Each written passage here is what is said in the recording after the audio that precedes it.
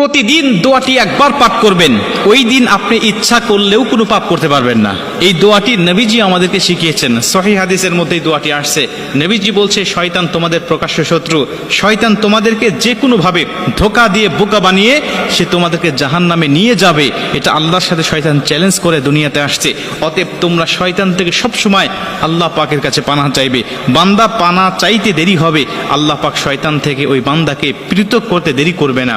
কারণ আল্লাহ পাকও চান এই বান্দাগুলো জান্নাতে যাক, শয়তান যেন আমার বান্দাকে ধোঁকা দিয়ে বোকা বানাইতে না পারে।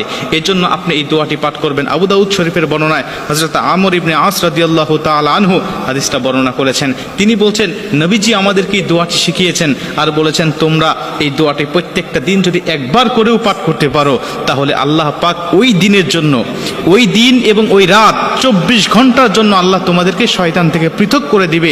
শয়তান ওই দিন ওই দোয়াটা পড়ার সঙ্গে সঙ্গে চিৎকার করে বলতে থাকে যে, তুই আজকে সারা দিনের জন্য, সারা রাত্রির জন্য আমার ওয়াসওয়াসা থেকে তুই দূরে চলে গেলি, আমার এরিয়ার, আমার কন্ট্রোলের বাইরে চলে গেলি, আমি তোকে ইচ্ছা করলেও আর ধোঁকা দিতে পারবো না। এজন্য প্রত্যেকটা মুমিনের উচিত হবে এই দোয়াটি শিখে নেওয়া এবং প্রত্যেকটা দিন একবার হলেও পাঠ করা। আল্লাহ রাসূল সাল্লাল্লাহু আলাইহি ওয়াসাল্লাম দোয়াটি বলছেন, আউযু বিল্লাহিল আযীম ওয়া বিওয়াজহিল কারীম ওয়া সুলতানিহিল কাদিম মিনাশ শাইতানির রাজিম।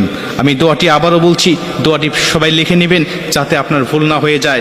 সহিহ সুন্দর করে আস্তে আস্তে আপনার প্রত্যেকটা দিন একবার হলেও পাঠ করবেন। আউযু বিল্লাহিল আযীম ওয়া বিওয়াজহিল কারীম ওয়া সুলতানিহিল কাদিম মিনাশ শাইতানির রাজিম। নবীজি বলছে, তুমি এইভাবে আল্লাহ পাকের কাছে এই দোয়াটি পাঠ করে শয়তানের কাছ থেকে তুমি পানাহ চাও, আল্লাহ তোমাকে শয়তান থেকে অবশ্যই পানাহ করে দিবেন এবং শয়তানের ধোঁকা থেকে তুমি মুক্ত হয়ে যাবে। শয়তান তোমাকে ধোঁকা দিতে পারবে না। শোনো, এই শয়তান এমনই শয়তান যে অন্যান্য নবীদেরকেও গুমরাহ করার জন্য সে উঠে পড়ে লেগেছে, কিন্তু আল্লাহ নবীদেরকে স্পেশালভাবে প্রোটেক্ট দিয়ে আল্লাহ পাক তাদেরকে হেফাজত করেছে। আপনারা অবশ্যই জানেন, আমাদের আদি পিতা হযরত আদম আলাইহিস সালাতু ওয়াস সালামকে শয়তান ধোঁকা দিয়েছিল। আল্লাহ বলেছিলেন, তুমি যাবে না গন্ধমের কাছে। শয়তান এমনই ভাবে, এমনই কৌশলে, এমনই হিকমতের সাথে তার কাছে এসে ধোঁকা দিতে লাগলেন আর বললেন, আল্লাহ কেন তোমাকে নিষেধ করেছে তুমি কি জানো? ওই গন্ধমের নিকটে, ওই গাছের নিকটে কেন তোমাকে যাইতে নিষেধ করেছে তুমি কি জানো? তুমি যদি সেখানে যাও আজীবন জান্নাতের মধ্যে থাকতে পারবে, আর যদি না যাও তাহলে তোমাকে দুনিয়াতে পাঠিয়ে দেওয়া হবে। মানে পুরা উল্টা বুঝিয়ে আমাদের আদম আলাইহিস সালাতু ওয়াস সালামকে গন্ধম খাওয়াতে বাধ্য করেছিল। এজন্য আপনাকেও শয়তান আসবে নেক্সট সুরতে ধোঁকা দেওয়ার জন্য, আপনার কাছে আসবে আপনাকে ধোঁকা দিয়ে বোকা বানানোর জন্য, বিভিন্নভাবে আপনাকে ইবাদত থেকে মাহরুম করার জন্য, যেন আপনি জান্নাতে না যেতে পারেন। জাহান্নামে যাওয়ার জন্য আপনার কোন পন্থা, কোন কৌশলে আপনাকে জাহান্নামে নিতে হবে, এই বিষয়গুলো শয়তান আপনাকে ধোঁকা দিয়ে বোকা বানিয়ে আপনাকে নিয়ে যাওয়ার জন্য বিভিন্ন কৌশল করে আপনাকে বাধ্য করবে।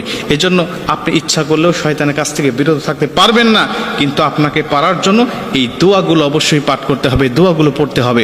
যদি পড়তে পারেন, আল্লাহ স্বয়ং নিজে শয়তান থেকে আপনাকে প্রোটেক্ট করবেন। আল্লাহ পাক আমাদের সবাইকে এই দোয়াটা পাঠ করার তৌফিক দান করুন।